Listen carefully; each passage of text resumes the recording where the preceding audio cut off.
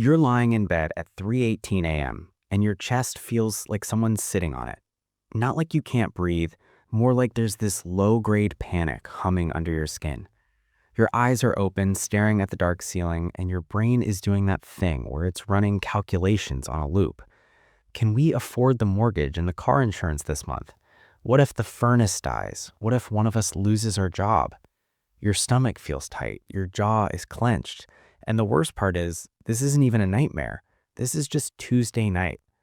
You're living in the house you thought would make you feel secure, and instead you feel like you're one unexpected expense away from free falling off a financial cliff. My name is Adam, and I'm obsessed with the survival mode brain chemistry that keeps us broke, and why understanding what you can actually afford, not what a bank says you qualify for, is the only way to turn that midnight anxiety into actual breathing room. Because here's the thing nobody tells you when you're signing mortgage documents with a fancy pen at closing. There's a neurological difference between approved for a loan and able to sleep at night. And in 2026, that gap has turned into a chasm that's swallowing entire families whole while everyone pretends it's normal. Let me explain what's actually happening inside your skull when you buy a house you can't afford, and why this matters way more than any spreadsheet ever could. When your housing costs eat up 45% to 50% of your take-home pay, your brain doesn't enter wealth building mode. It enters financial survival mode. This is a real neurological state, not some motivational speaker nonsense. Your amygdala, the primitive part of your brain that's been keeping humans alive for millennia, detects that you're constantly on the edge of disaster, and it responds the only way it knows, by flooding your system with cortisol and putting you into a permanent state of threat detection. In financial survival mode, every decision becomes reactive instead of strategic. Your prefrontal cortex, the part that plans for the future, gets overridden by fear. You can't see opportunities because your brain is too busy scanning for dangers. Your cortisol stays chronically elevated, which literally shrinks the brain regions responsible for long-term thinking. You become trapped in a doom loop where you're too stressed to make the decisions that would reduce your stress. Compare that to wealth building mode, where you have margin in your budget, where an unexpected $800 car repair is annoying but not catastrophic, where you can actually think about investing, about taking a calculated career risk, about building something instead of just frantically bailing water out of a sinking boat. The difference isn't just comfort, it's the difference between walking into a job interview desperate versus walking in knowing you have options. It changes how you negotiate your salary, whether you can leave a toxic workplace, whether you can invest consistently instead of panic selling during every market dip. And here's the truly sinister part. The housing market has normalized survival mode. We've rebranded chronic financial terror as being an adult. Can't afford furniture for 2 of your rooms? That's just part of the homeowner journey. Eating frozen dinners because your grocery budget got sacrificed to the mortgage gods? Hey, at least you're building equity. It's like we've collectively agreed to gaslight ourselves into believing that financial desperation is somehow a badge of honor. Okay, let's get into the numbers, but not the fantasy numbers the mortgage broker shows you. The real numbers, the ones that include everything that Instagram closing photos conveniently leave out. You're looking at a $500,000 house. In dozens of markets right now, Austin, Denver, any suburb within an hour of a real city, this doesn't buy you a mansion. This buys you 1,400 square feet of builder-grade disappointment with vinyl siding and a kitchen that looks like it was designed by someone who's never actually cooked food. The traditional rule is 20% down. On $500,000, that's $100,000 in cash. The median savings account in America has about $8,000 in it. You're not a little short, you're $92,000 short. But I'll just save it. Okay, let's do that math.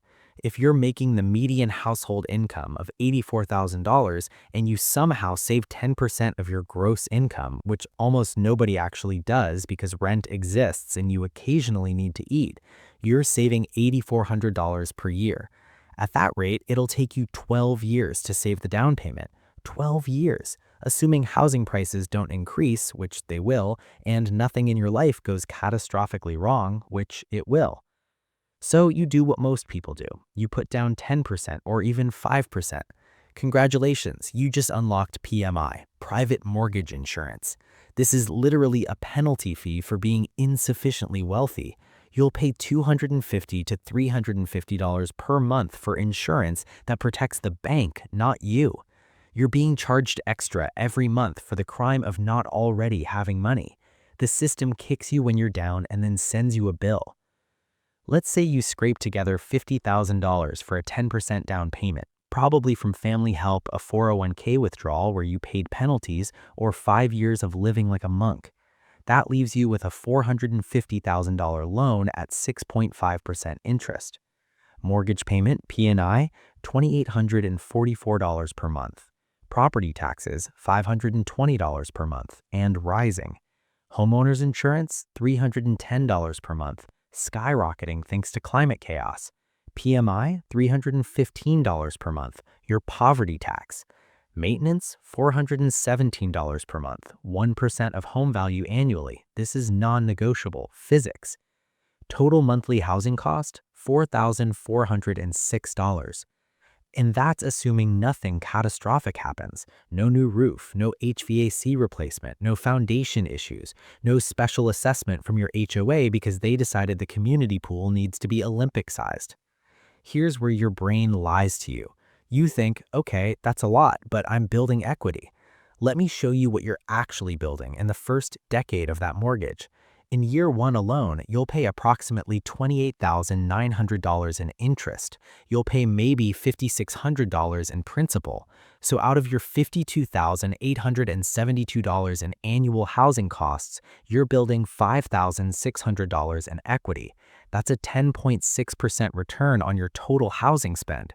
The other 89.4% evaporated, gone, transferred to banks, insurance companies, and the government. Now let's talk about the part that keeps me up at night. The wealth destruction you can't see because it's happening in an alternate timeline where you made different choices. That $50,000 down payment, if you'd invested it in a boring S&P 500 index fund averaging 8% annually, which is historically conservative, in 10 years that becomes $107,946. In 20 years, $233,048. In 30 years, $503,133. But you didn't. You used it to buy a house. Now let's say you'd rented for $2,200 per month instead and invested the $2,206 difference every single month at that same 8% return. In 10 years, you'd have an additional $408,497 in investable assets, assets you can actually access, assets that don't require you to sell your house and move to cash out. I'm not saying renting is always better. I'm saying the math is absolutely brutal, and nobody in the transaction has any incentive to show you these numbers. The real estate agent makes 3% of the sale price. The mortgage broker gets paid when you close. The bank makes hundreds of thousands in interest over 30 years. Nobody in that equation profits when you say, actually, this doesn't make sense for me. Financial planners say you shouldn't spend more than 28% of your gross income on housing. Banks will approve you up to a 43% debt-to-income ratio. Let's reverse engineer this nightmare. If your monthly housing cost is $4,406 and that represents 28% of your gross monthly income, you need to be earning $188,828 per year to comfortably afford this house. Even using the looser 43% standard, which is already financial malpractice, you still need $154,419 annually. Only about 10 to 15% of US households earn $150,000 or more, which means 85 to 90% of American families cannot afford a $500,000 house without turning their life into a financial stress simulator. But people are still buying these houses, so who are they? Some have dual incomes in high-paying fields, 2 tech workers, 2 doctors, whatever. Some have family money they don't talk about because acknowledging it would ruin the narrative. And some, probably most, are stretching themselves so catastrophically thin that one medical emergency, one job loss, one major car repair will collapse their entire financial life like a Jenga tower built by a toddler. Here's what has to change if you want to actually build wealth instead of just looking wealthy, and these are not the same thing. This isn't a 90-day financial challenge where you white-knuckle your way through and then go back to normal. This is an identity shift. You have to fundamentally become a different person, someone who understands that the greatest value of money isn't what you can buy with it, it's the breathing room it creates. Breathing room to quit a job that's destroying your mental health. Breathing room to take a career risk that might triple your income. Breathing room to say no to things that don't serve you. Breathing room to exist without that 3 a.m. chest tightening panic. That $500,000 house, it doesn't give you breathing room. It suffocates you slowly over 30 years while you tell yourself it's an investment. Look, the person driving the $65,000 SUV and living in the $500,000 house that can barely afford looks successful at the neighborhood barbecue. The person driving a paid-off 2015 Honda Accord and renting a modest apartment while building a $250,000 investment portfolio is successful. But society has trained you to confuse the performance of wealth with the actual accumulation of it. Here's the thing about human brains. They make catastrophically terrible financial decisions within 15 seconds of money becoming available. That mortgage pre-approval, your brain sees it as money I have rather than debt I'm about to owe. That bonus check, your brain wants to spend it immediately because delaying gratification is neurologically painful. This is why everything must be automated, not because automation is convenient, because your willpower is a muscle that gets exhausted. By 7 p.m. on a Thursday after a soul-crushing week at work, you will make emotional decisions that obliterate your future. The only defense is to remove yourself from the equation entirely. Automate your savings before you see the money. Automate your investments. Automate your financial reality checks before you fall in love with a house. Because once you're emotionally attached, once you've imagined your furniture in the living room, your brain will lie to you about what you can afford. It'll rationalize, it'll minimize risks. It'll convince you that somehow magically this time will be different. Here's something the housing industry doesn't want you to know. There are specific financial tipping points where compound interest starts doing the heavy lifting for you instead of you doing all the work. The first milestone is $10,000 in invested assets. This is where you cross from I have some savings to I have a financial buffer that's working for me. At 8% returns, that's $800 per year you didn't have to work for. The second milestone is $20,000. This is where the psychological shift happens. You start seeing yourself as someone who invests, not just someone who survives paycheck to paycheck. The third milestone is $100,000. This is the inflection point. At $100,000 invested, you're generating $8,000 per year in returns. That's enough to cover multiple emergencies. That's when your brain chemistry actually shifts from survival mode to wealth building mode. But if you dump all your cash into a down payment and lock yourself into a mortgage that consumes half your take-home pay, you'll never reach these milestones. You'll spend 30 years transferring wealth to banks and insurance companies while you tell yourself you're building equity. So here's what I need you to internalize. You can look rich or you can be rich, but you cannot do both. That $500,000 house with the quartz countertops and the open concept living space, that's a look rich move. Building a $300,000 investment portfolio while renting a modest place, that's a rich move. Society will pressure you relentlessly to choose looking rich. Your parents will ask when you're buying. Your friends will post their closing day photos. Every ad, every TV show, every cultural message tells you that home ownership equals success. But here's your permission slip. You don't have to participate in collective financial insanity. You don't have to buy a house you can't afford because that's what people your age do. You don't have to turn your life into a chronic stress condition for the privilege of owning walls. You don't have to destroy your nervous system to impress neighbors who don't actually care about you. The smartest financial move you can make right now might be looking at that $500,000 house, running the brutal math, and walking away.